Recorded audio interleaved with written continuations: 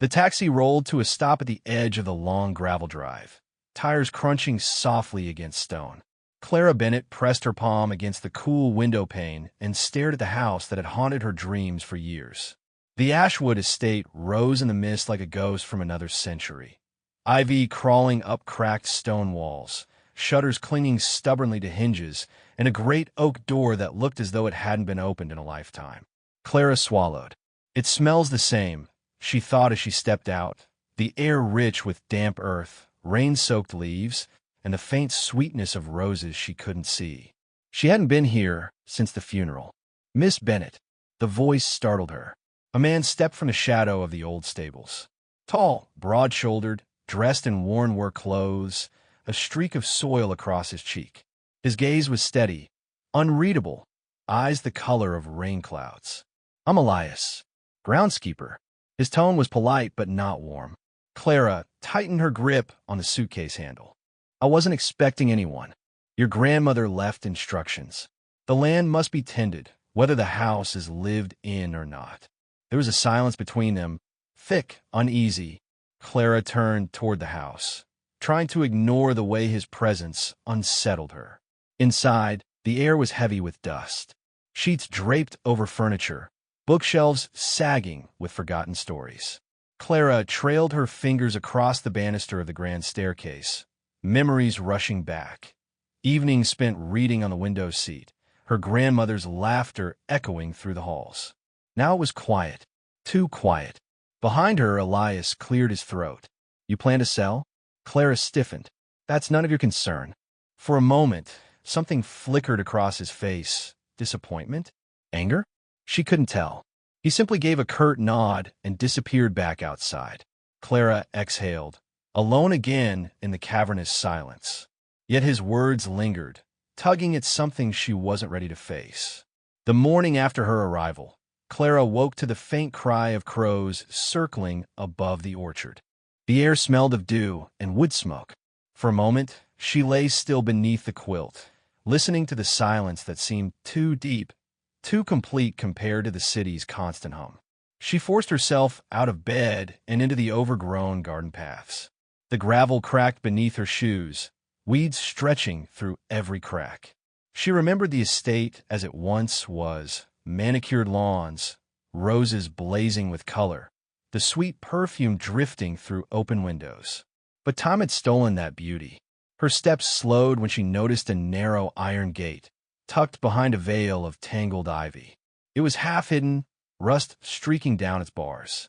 Something about it tugged at her memory, her grandmother's voice whispering of a special place. Clara reached for the handle. It didn't move. "Locked. Don't."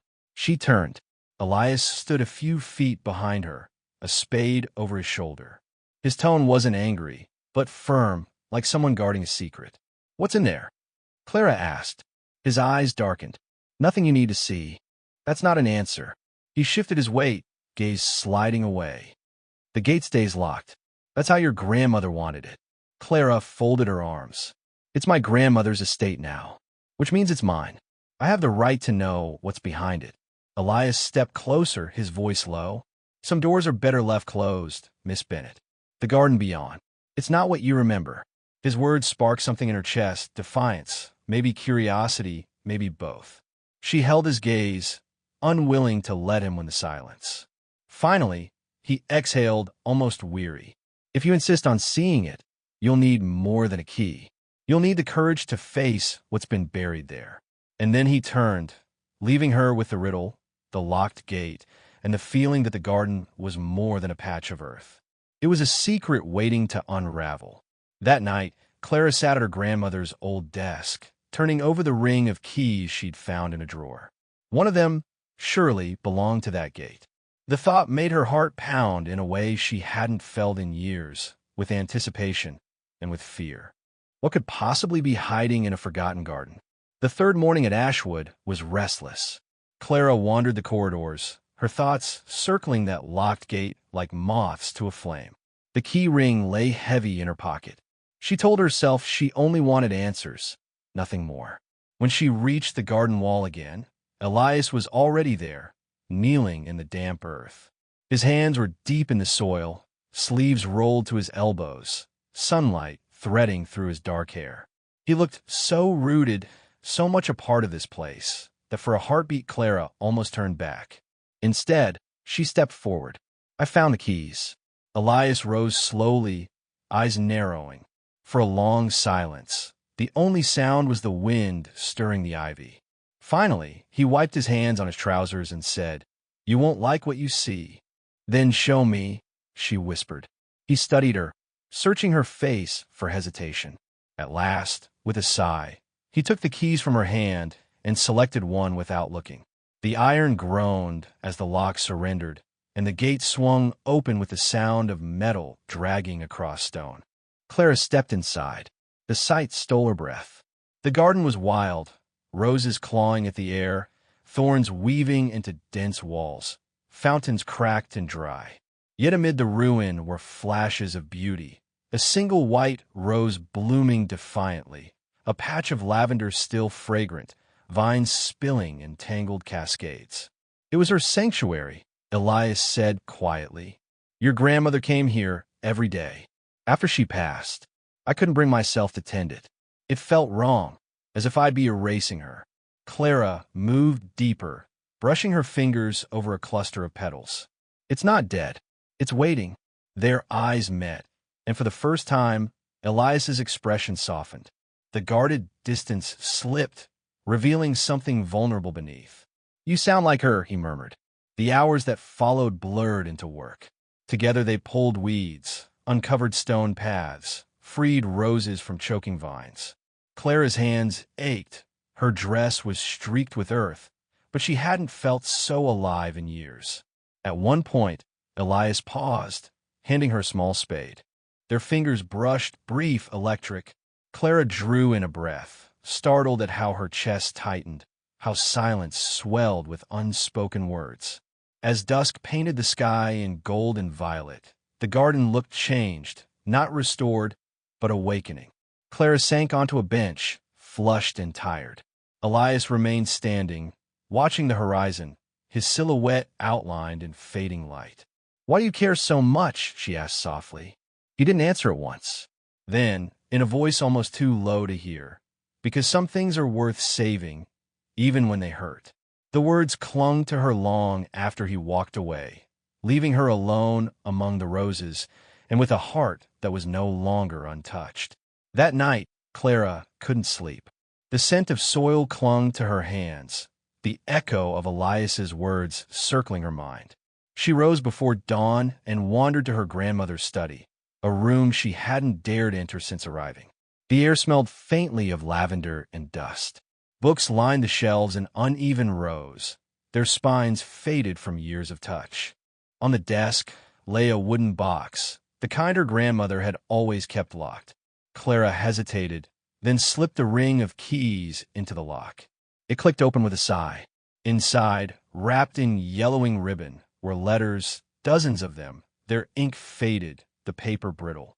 Clara unfolded the first. "My dearest, the garden waits for us. When the roses bloom again, so too will the promise we once made." Her breath caught. The handwriting wasn't her grandmother's. Each page whispered of a secret tenderness, of stolen moments beneath the ash trees, of a love forbidden and yet fiercely alive. Hours blurred as she read. The letters traced a hidden story, her grandmother and a man she could never name aloud.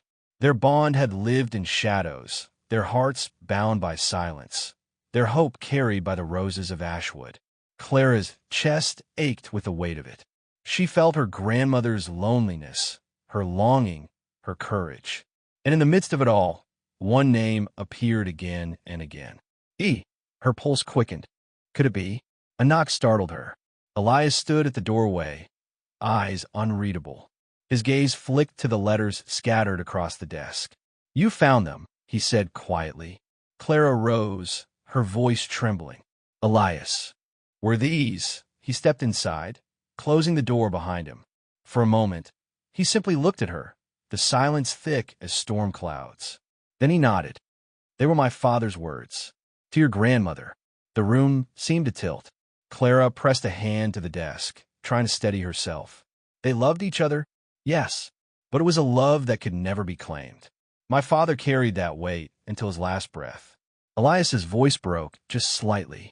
And I carry it still. Clara's heart twisted. She looked down at the faded pages, then back at Elias, at the man who had inherited both a garden of thorns and a legacy of unspoken love. Something passed between them then, fragile and undeniable. A recognition, a question neither dared to voice. The candles guttered, throwing shadows across the walls, as if the past itself leaned closer to listen. Rain came suddenly, hammering against the windows, rattling the old house as if it too was waking from years of silence.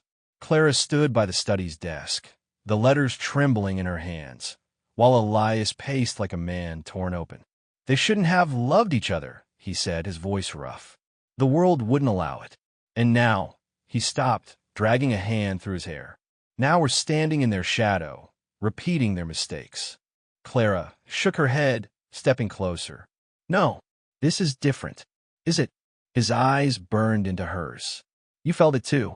The garden, the letters, the way the past clings to us. What if we're only fooling ourselves? What if this ends the same way? Thunder cracked overhead, the room flashing white for a heartbeat. Clara's chest tightened, torn between fear and longing. She wanted to deny it, to tell him love could conquer history, but the letters lay between them like ghosts whispering caution. I don't know, she admitted, her voice shaking. But I know what I feel when I'm with you. And I know the garden isn't the only thing coming back to life. Elias froze, every muscle tense.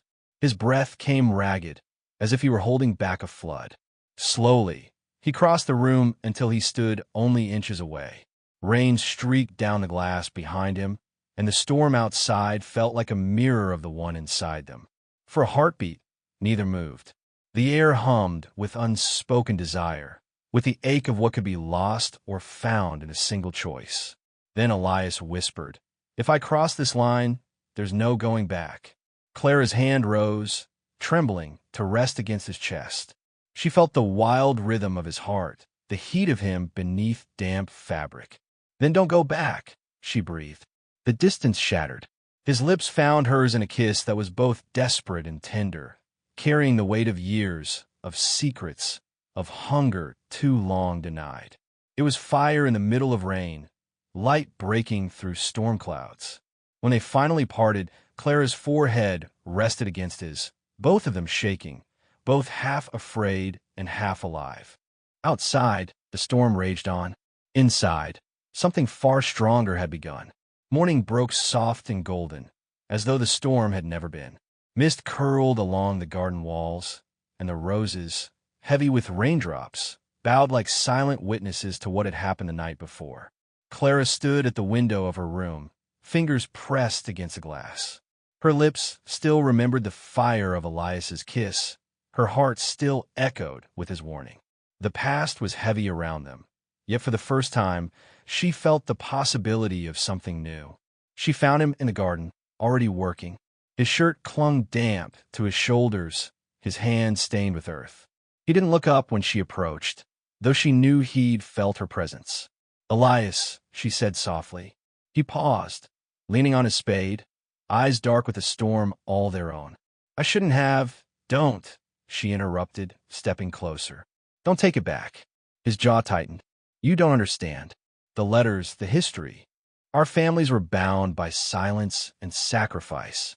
If we continue," he faltered, searching for words. "If we continue, we're defying everything they carried." Clara reached out, taking his dirt-streaked hand in hers. "Or maybe we're finishing what they couldn't. Maybe we're turning their pain into something alive." He looked at her then, truly looked, as if measuring the truth in her eyes. The garden seemed to hold its breath. For a long moment, he said nothing. Then he dropped the spade, and with a broken exhale, pulled her into his arms. This embrace was different from the night before. Not desperate, not stolen, but steady. Chosen. The roses swayed around them, petals drifting in the breeze like a blessing. Later, as the sun climbed higher, Clara whispered, "What now?" Elias smiled faintly, the first she had seen from him. "Now we rebuild. The garden. The house. us, not as shadows of the past, but as something new. And with that, the legacy of silence was broken. The hidden garden, once a place of sorrow, began again as a place of promise, where love, after years of thorns, finally found its bloom.